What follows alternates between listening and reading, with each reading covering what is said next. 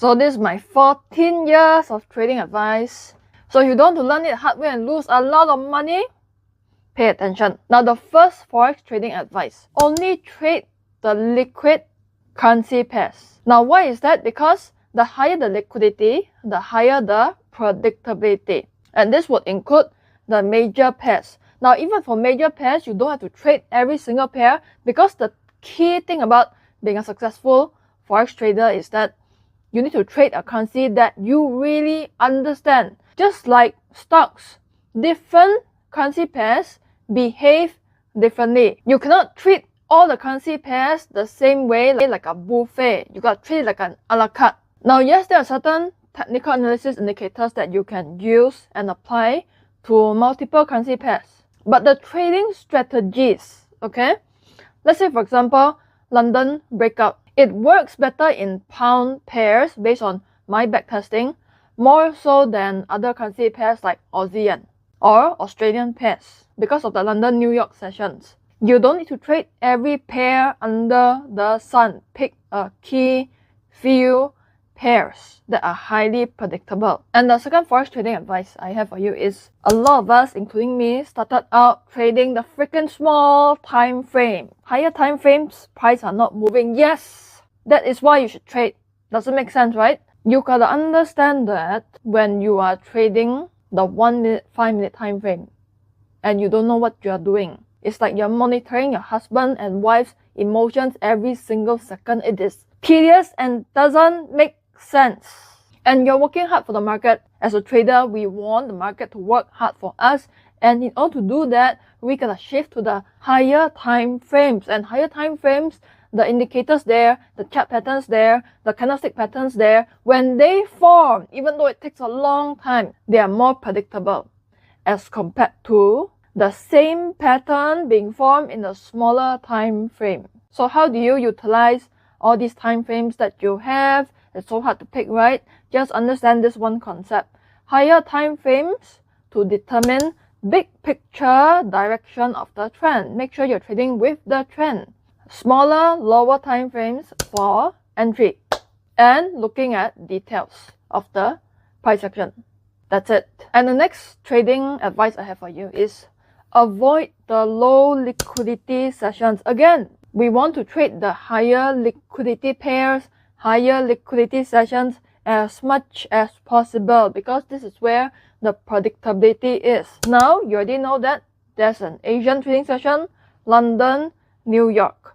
The more liquid sessions are the London, New York sessions. The most liquid session would be the London, New York overlap. If you live in Asia, you are lucky, you can wake up in late afternoon and still be able to trade these sessions. But if you are living in the US, you gotta wake up your husband, wife in the middle of the night and be like, I gotta trade.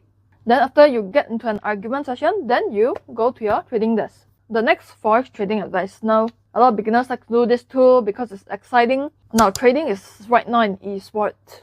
Go and join that team if you want excitement. For beginners and even experienced traders, news trading is a freaking trap. By trading news, I don't mean like trading long-term based on fundamentals, because that's what I do, but scalping the news, especially lagging economic indicators like NFP. By the way, economic indicators, there's leading, lagging indicators. You can understand that. When you're scalping, you're competing with the high-frequency traders in hedge funds and institutions. And when you're scalping the noise, and also you're scalping, trading against high-frequency trading robots. And the second Forex trading tip. Now, when you're trading Forex, it's not like stocks, because you have the base currency and then the counter currency. So you're essentially trading the currencies of two countries. So why do you treat it like a symbol that's on a chart? A lot of stock investors too, they like to treat a stock not as a business, but as a symbol in a chart. So when you're trading a Forex pair, you can understand what drives that specific currency. So for example, if you trade Canadian dollar, it is highly correlated to oil prices because Canada, the major export is oil. Whereas if you trade yen, it's a completely different thing altogether, because first thing first, it has super low interest rate And also it is a safe haven, whereas Canadian dollar, it is a risk currency. So the things that drive Canadian dollar and the things that drive yen is super different. I want to share with you the next tip. That is, the best Forex traders that I know are those who treat Forex like a marathon, and those who come into here trying to make quick bucks and they follow people who also preach get rich quick. They are the ones who don't really last long. Next year, you check with them again, oh, I'm actually into crypto now because it's trending. So they never really last. And also I realized that the successful Forex traders that I met, I've been speaking in multiple countries, met different types of traders, both beginner traders and also professional traders over the past 14 years. The successful traders that I met are also super good risk managers. Now, sounds very boring, right? What the heck, risk management? I'm here to make money. When you manage your risk properly, that's when the money will come in. Some people take 5-10 years to learn this the hard way.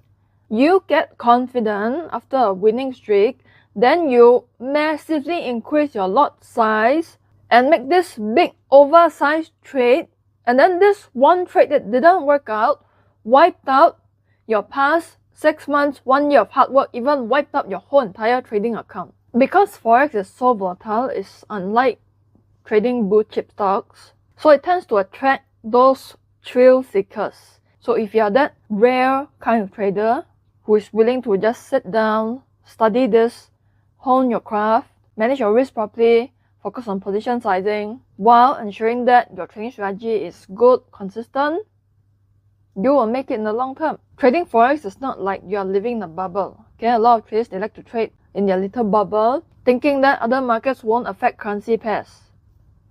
They will. So that's why there are literally books written about intermarket analysis. And doesn't matter whether you are a short-term trader, long-term trader, you can look at other outside factors too, like global macro events. You have seen how pandemic, elections, trade wars, tariffs affect the currency pair that you are trading. That's the reason why hedge fund Forex traders focus mostly on fundamental analysis.